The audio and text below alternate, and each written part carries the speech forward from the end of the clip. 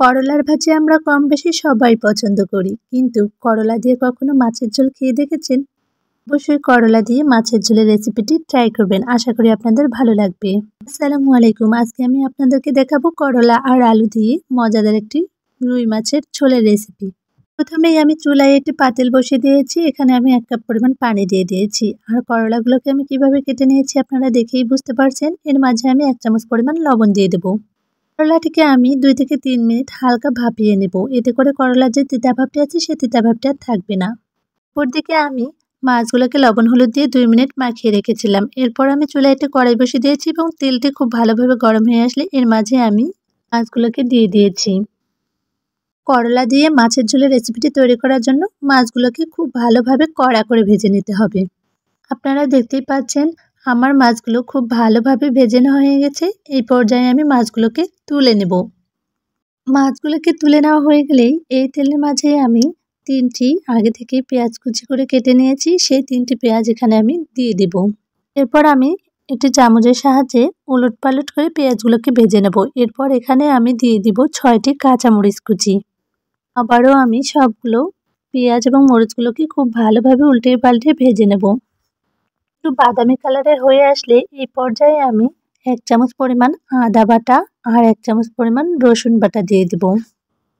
মশলাটি যেন পুড়ে না যায় সেই জন্য আমি এখানে অল্প একটু পরিমাণ পানি দিয়ে দেব। এরপর আমি একে একে এখানে 1 চামচ পরিমাণ লবণ, হাফ চামচ পরিমাণ হলুদের গুঁড়া আর হাফ চামচ পরিমাণ লঙ্কার গুঁড়া দিয়ে দেব। এতে করে করলার যে ঝোলটি হবে কালারটি যেমন দেখতে সুন্দর হবে তেমনি খেতেও অসম্ভব মজাদার হবে। এখন আমি সবগুলো মশলাকে একটু সময় নিয়ে খুব ভালোভাবে কষিয়ে নেব। আপনারা দেখতেই পাচ্ছেন উপরে তেল ভেসে এসেছে। এই পর্যায়ে আমি আগে থেকে যে 2টি আলু কেটে নিয়েছিলাম সেই 2টি আলুকে এখানে দিয়ে দেব। আলুগুলোকে আমি উল্টিয়ে পাল্টিয়ে 2 থেকে 3 মিনিট খুব ভালোভাবে ভেজে নেব। এরপর এখানে আমি দিয়ে দেব একটি টমেটো কুচি। করলার ঝোলের মাঝে টমেটো দিলে খেতে আরও অসম্ভব মজাদার হয়ে থাকে। আপনারা অবশ্যই একবার হলেও এই রেসিপিটি ট্রাই করবেন, আশা করি আপনাদের ভালো লাগবে। আরেকদিকে করলাটিকে যে আমি ভাপে রেখেছিলাম আপনারা দেখতেই পাচ্ছেন পানি কতটা শুকিয়ে এসেছে আর করলাগুলো হালকা সিদ্ধ হয়ে এসেছে। আর এদিকে আমার সবগুলো উপকরণ প্রায় খুব ভালোভাবে ভেজে নেওয়া হয়ে গেছে।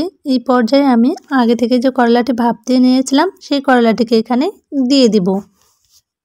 আপনারা অনেকেই ভাবছেন এভাবে হয়তো রান্না করলে করলাটি অনেক বেশি তিতা হবে। তিতা হওয়ার কোনো কারণই নেই, কারণ আমি করলাগুলোকে আগেই লবণ দিয়ে খুব ভালোভাবে ভাপ দিয়ে নিয়েছি। এতে করে করলার যে তিতা ভাবটি আছে সেই তিতা ভাবটি আর থাকে না। এখন আমি করলাগুলোকে আবারও আলু টমেটোর সঙ্গে খুব ভালোভাবে 3 থেকে 4 মিনিট ভেজে নেব।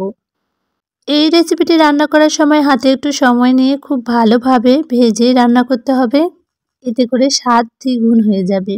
তো এখানে আমি আলু ব্যবহার করেছি, আলুটি সিদ্ধ হয়ে আসার জন্য এখানে আমি 1 কাপ পরিমাণ পানি দিয়ে দিয়েছি।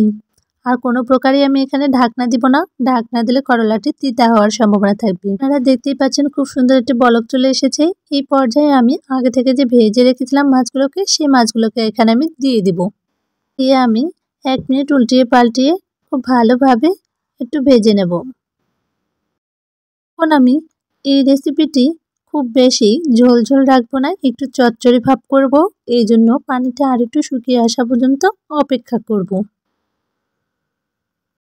আপনারা দেখতেই পাচ্ছেন ঝোলের পরিমাণ অনেকটাই কমিয়ে এসেছে। এই পর্যায়ে আমি এখানে 1 চামচ পরিমাণ গরম মশলার গুঁড়ো দিয়ে দেব, এতে করে খেতে আরও খুব বেশি ভালো লাগবে। আমার সকল টিপসগুলো যদি ফলো করে আপনারা এই করলা দিয়ে মাছের চচ্চড়ির রেসিপিটি ট্রাই করেন তাহলে অবশ্যই আপনাদের ভালো লাগবে। আমার এই করলা দিয়ে মাছের রেসিপিটি যদি আপনাদের ভালো লাগে তবে অবশ্যই আমার চ্যানেলে একটি লাইক, কমেন্ট এবং সাবস্ক্রাইব করে আমার পাশেই থাকবেন। এখন আমি আমার এই করলা দিয়ে মাছের চচ্চড়ির রেসিপিটি একটু পরিবেশন করে দেখাচ্ছি কতটা সুন্দর আর লোভনীয় হয়েছে। মাশাআল্লাহ, খেতেও অনেক সুন্দর হয়েছে। আপনারা অবশ্যই একবার হলেও ট্রাই করবেন। আল্লাহ হাফেজ।